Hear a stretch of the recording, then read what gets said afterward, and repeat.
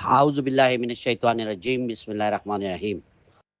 اللہم صلی علی محمد وعلی آل محمد۔ محترم برادران، السلام علیکم ورحمۃ اللہ وبرکاتہ۔ امین حسین بابر پشاور سے۔ اللہ کی پاک ذات سے امید ہے تمام بھائی خیر و عافیت سے ہوں گے۔ بھائیو، میرا آج کا یہ میسج تھوڑا لمبا ہوگا، جس کے لیے میں معذرت چاہوں گا، لیکن یہ میسج جو ہے تو انڈیا پاکستان کے جو موجودہ حالات بنے ہوئے ہیں اور یہ جو جنگ کے بادل منڈلا رہے ہیں، اس کے حوالے سے ہے۔ تو اس میں نے بات کرنی تھی کہ انڈیا چونکہ ایک دہشت گرد ملک ہے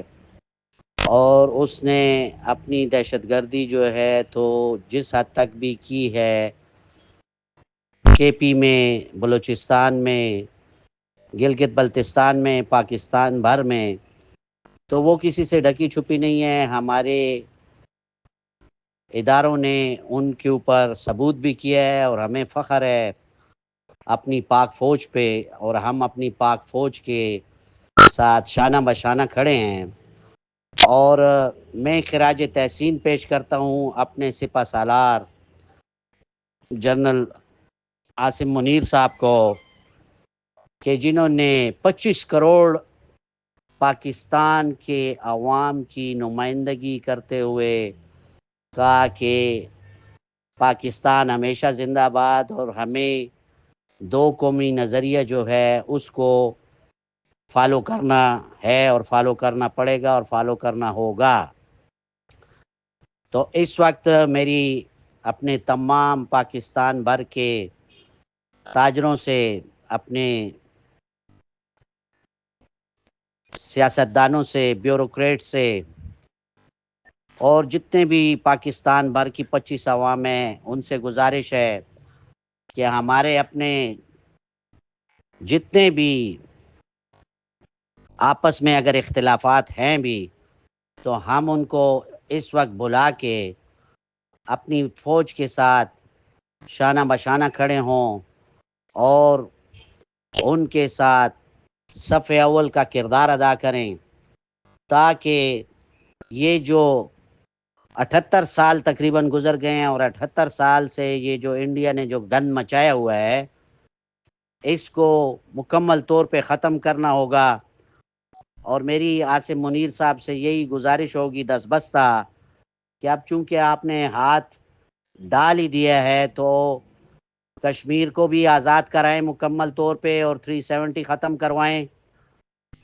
اور اپنے سکھ جو ہیں، سکھ بھائیوں کو بھی خالصتان جو ہے تو ان کو دلائیں، کیونکہ سکھوں نے بہت ہی جواں بردی کا ثبوت دیا ہے کہ جنہوں نے کہا ہے کہ سکھ فوج جو ہے تو پاکستان آرمی کے خلاف نہیں لڑے گی، تو ہمیں بھی ان کو پے بیک دینا ہوگا، اور ان کی جو خالصتان تحریک ہے اس میں ان کا ساتھ دے کے ان کے لیے خالصتان آزاد کروانا ہوگا۔ اور ایک تیسری ریاست مسلمانوں سے وابستہ، چونکہ مودی کے ذہن سے سومناتھ بندر کا بھوت ختم نہیں ہو رہا، اور وہ مسلمانوں کو انڈیا میں بے گناہ تنگ کرتا ہے، ہراساں کرتا ہے، بے عزتیاں کرتا ہے، تو مسلمانوں کے لیے بھی ایک آزاد ریاست کا قیام ہونا چاہیے۔ اور انڈیا میں جو ہندو ہیں وہ 4 مختلف ذات کے ہندو ہیں، جو کہ آپس میں بھی ایک نہیں ہیں، جس میں کہ شودر ہے، کھشتری ہے، برہمن ہے اور ویش ہے۔ تو یہ چاروں جو قومیں ہیں، ان کی بھی 4 اسٹیٹ ہونی چاہیے۔ تو مجھے تو اس کا اور کوئی حل نظر ہی نہیں آ رہا جس وقت تک کہ انڈیا کے 7 ٹکڑے نہ کر دیے جائیں۔ تو اس سے یہ ہوگا کہ ہم ساری عمر کے لیے سکون سے ہو جائیں گے۔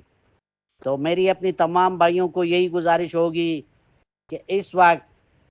سوشل میڈیا پہ جو کچھ بھی چل رہا ہے، کسی بھی افواہوں کا حصہ نہ بنے، کسی بھی نیگیٹو افواہوں کا حصہ نہ بنے،